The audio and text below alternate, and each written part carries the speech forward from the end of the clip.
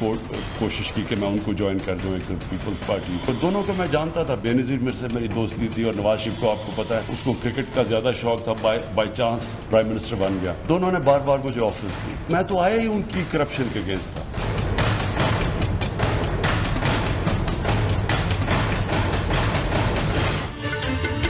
बिस्मिल्लाहिर्रहमानिर्रहीम, अस्सलाम वालेकुम। आप लाइव प्रोग्राम देख रहे हैं, मैं इमरान खान हूँ। दो चीज़ें इंपॉर्टेंट हुई, एक तो बहुत अभी रिसेंट है, उसमें आसिम सलीम बाजवा साहब ने रिज़ाइन कर दिया है अपने ओहदे से। वो चेयरमैन सीपैक अथॉरिटी थे। उसके पीछे क्या वजूहात हो सकती हैं? वो काम कर रहे थे, बड़ी मोटिवेशन के साथ काम कर रहे थे। अभी थोड़े दिन पहले, लगभग एक हफ़्ता भी नहीं हुआ, 5 दिन पहले मुझे उनकी कॉल आई। ब्रिगेडियर अतीक साहब हैं रिटायर, उनके नंबर से पहले फिर अपने नंबर से उन्होंने मेरे साथ बात की और बाजवा साहब का ये कहना था कि वो मिल के सीपैक के बारे में कुछ चीज़ें हैं जो वो नई करने जा रहे हैं, कुछ बेहतरियाँ जो आ रही हैं। वो ये कह रहे थे कि इमरान साहब आपको कुछ चीज़ों पे ब्रीफिंग देनी है ताकि फर्दर मीडिया के और लोग भी बुलवाए जाएंगे, उसमें आपको भी हम बुलाएंगे ताकि आप देखें और आपको पता चले कि सीपैक में क्या बेहतर और नया होने जा रहा है। तो मैं इस चीज़ का इंतज़ार कर रहा था कि इस हफ्ते शायद वो लाहौर आएंगे और लाहौर आके उनसे मुलाकात होगी, और अगर मैं इस्लामाबाद गया तो फिर मैं मुलाकात कर लूँगा ताकि पता चले कि सीपैक के हवाले से कुछ सवालात मेरे दिमाग में भी थे, वो भी उनसे पूछे जाएं। लेकिन अब 4-5 दिन पहले बिल्कुल सूरत नॉर्मल थी। ये सडन हुआ है जो भी हुआ है, अचानक हुआ है जो भी हुआ है, ये कुछ पाइपलाइन में नहीं था।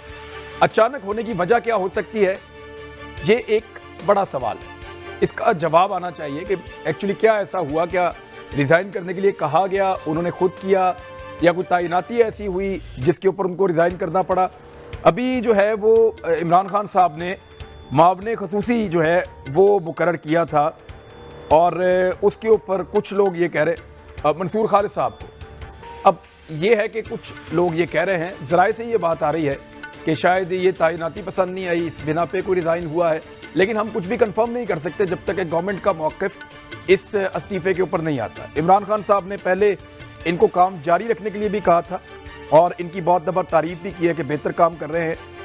ये क्या हुआ, रिज़ाइन करने की बात है। दूसरा, LNG के ऊपर एक डॉन अखबार की खबर छपी कि LNG का महंगा एक सौदा किया गया है, और ये स्पॉट जो है वो बाइंग थी। ये दो तरह खरीदी जाती है, एक फिक्स बाइंग होती है जो आप ख़रीदते हैं, आप सालों का आप मुआहदा कर लेते हैं।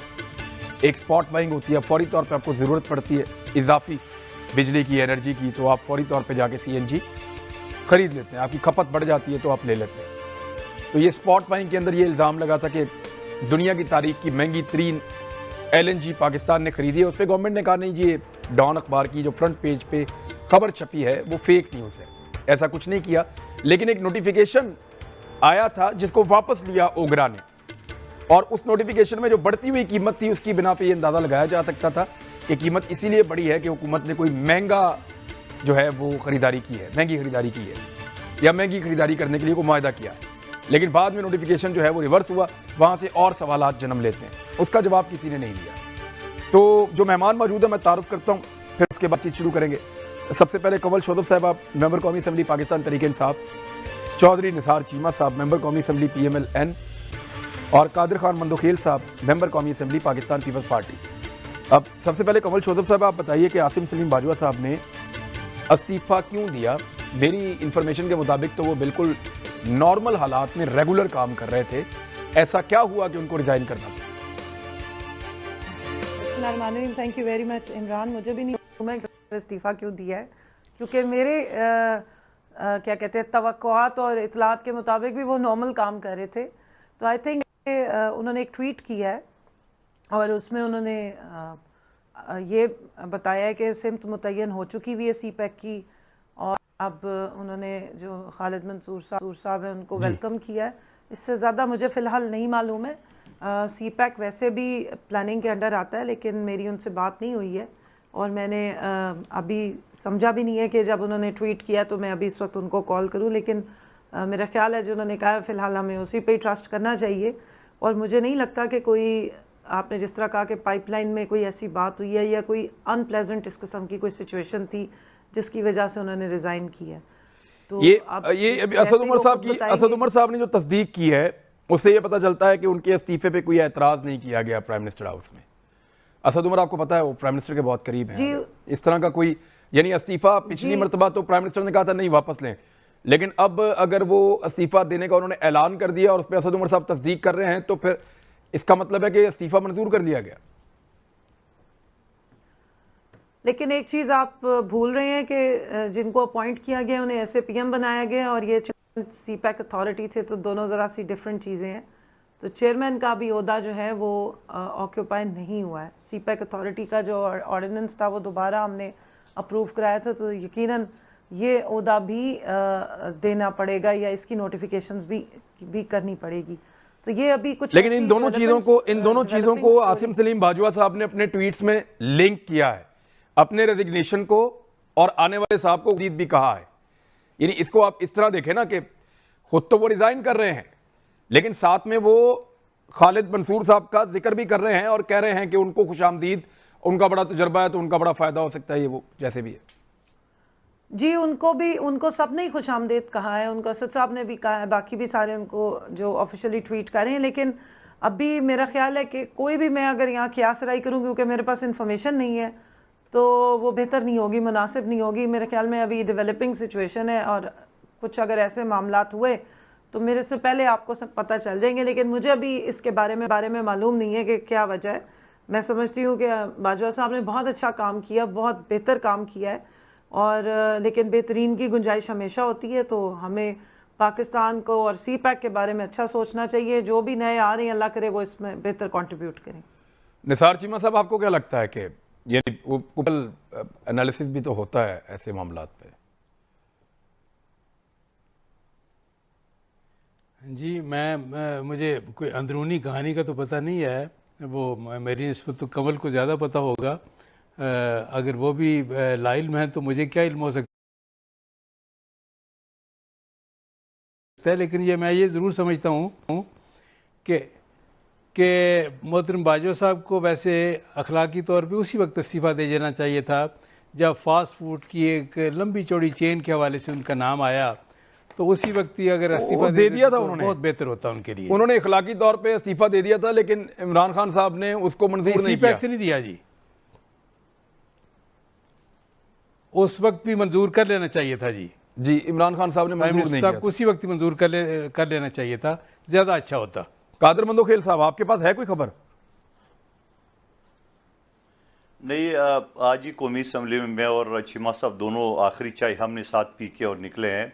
खबर जब कमल साहिबा के पास नहीं है तो हम दोनों के पास कहाँ हो सकती है। अलबत्ता एक तजिया कहो, बहुत सारे आपके यहाँ भी तजिया निगार आते हैं, तो हम भी आज एक तजिया कर लेते हैं। कर दें जी। तजिया ये है मेरे हिसाब से कि जब ये हुकूमत आई पीटीआई की, तो उस वक्त मुझ समेत तमाम अपोजिशन के लोगों ने ये कहा कि ये सीपैक का जो सिलसिला है वो सुस्त रवि का शिकार है, जिसके ऊपर पिछले महीने इमरान खान साहब वो वहाँ चले गए ग्वादर, और वहाँ ने कुछ प्रोजेक्ट के अनाउंसमेंट किए जो कि वो पुराने प्रोजेक्ट थे। तो हमारा शुरू दिन से ये कहना है कि जब से ये हुकूमत आई है सीपैक को उन्होंने रफ्तार कम कर दी है। तो मेरा अपना अंदाज़ा ये है कि शायद बाजवा साहब दिल बर्दाश्ता हो गए कि जब काम आपने नहीं करना है तो भाई फिर मेरे बैठने का क्या फ़ायदा, और इसी वजह से प्राइम मिनिस्टर साहब ने फौरी तौर पर मंजूर भी कर लिए। मेरे ये ख्याल है, गलत भी हो सकता हूँ मैं। अच्छा, आपको लगता है कि शायद सीपैक वैसे नहीं चल रहा था जैसे माजी में चल रहा था, तो इसलिए ये हुआ है? लेकिन बाजवा साहब ने तो बहुत तारीफें की हैं। उन्होंने तो बताया कि सीपैक बड़ी रफ्तार से जा रहा है, ग्वादर का एयरपोर्ट बन रहा है, सारी सड़कें हमने मुकम्मल कर ली हैं, बहुत तेज़ी से जाल बिछ रहे हैं, जो सनती जोन्स हैं वो बन रहे हैं, इसके ऊपर काम हो रहा है, रन ऑन द रिवर जो मंसूबे हैं बिजली बनाने के उन पर काम हो रहा है। वो तो बहुत तारीफें कर रहे थे इसकी और बहुत तेज़ी से काम बता रहे थे।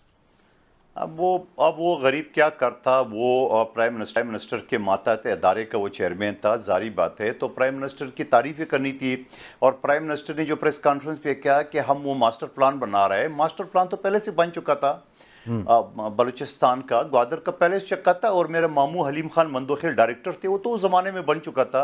लेकिन वो नए पुराने प्रोजेक्ट को बार बार अनाउंस कर रहे थे कि हमने ये किया, हमने ये किया। जारी बात है बाजवा साहब भी उसकी तारीफों में कि चलो सही है, उनकी कुछ इज्जत रख लो, जारी बात है पूरे। लेकिन हमें तो पता था, हमें तो नजर आ रहा था कि क्या किया आपने, कुछ भी नहीं किया है।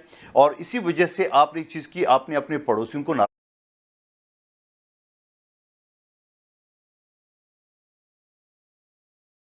नाराज की है, आपने सऊदी अरब को नाराज किए, चीन के साथ आपका यह रवैया, उसके साथ ईरान के साथ जो पाइपलाइन मुकम्मल हो चुका था, जो पीपल्स पार्टी के दौर में आसिफ अली जरदारी साहब ने जो मुआहदा किया है, ईरान ने अपने हिस्से का मुकम्मल किया है। लेकिन जब उसके बाद हुकूमतें आई है, चाहे मुस्लिम लीग नून की हो, चाहे अभी पीटीआई की 3 साल, वो सुस्तरवी का शिकार है। गैस की शॉर्टेज है मुल्क में, मगर उस प्रोजेक्ट के ऊपर जो है वो कोई काम करने को तैयार नहीं है।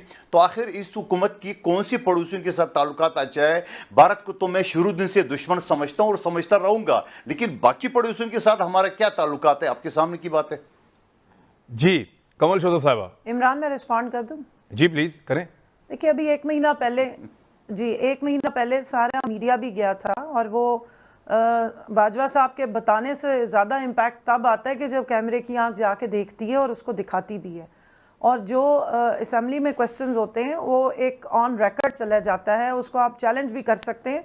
तो ये नहीं आप कह सकते कि जी सिर्फ बाजवा साहब बेचारे वो बता रहे थे जो खान साहब उन्हें बता रहे हैं, ऐसे नहीं है। सीपैक कोई कागजी कार्रवाई का नाम नहीं है, सीपैक ज़मीन पे बनने वाले प्रोजेक्ट्स का नाम है। आप भी तशरीफ ले जाएं, आपका बंदोबस्त करते हैं, हम एक चक्कर लगा लें आप भी जाके गवादर का और बाकी इलाकों का, ताकि आपको ज़मीनी हकाइक नज़र आए। जहाँ तक इन्होंने खारजा पॉलिसी या पड़ोसियों से जो ताल्लुकात की बात की, तो माशाअल्लाह इनके दौरे हुकूमत में सऊदीया से हम ज़ीरो की लाइन पे खड़े थे।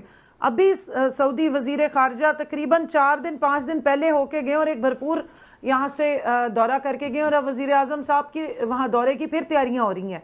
ईरान से तो डेड आपने ताल्लुकात किए हुए थे, ईरान के साथ आप किसी चीज में नहीं चलते।